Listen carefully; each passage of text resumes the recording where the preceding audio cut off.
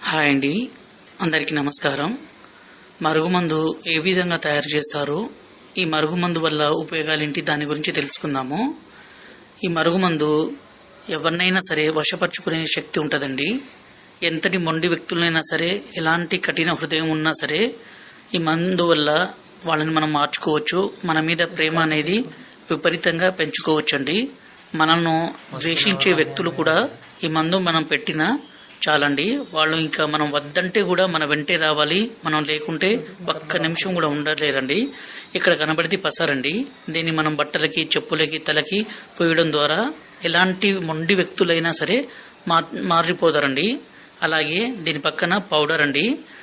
ఈ పౌడర్ని మనం అన్నంలో కానీ, కర్రీస్లో కానీ, స్వీట్లో కానీ, కూల్ డ్రింక్స్లో కానీ, జ్యూస్లో కానీ కలిపి ఇవ్వచ్చండి.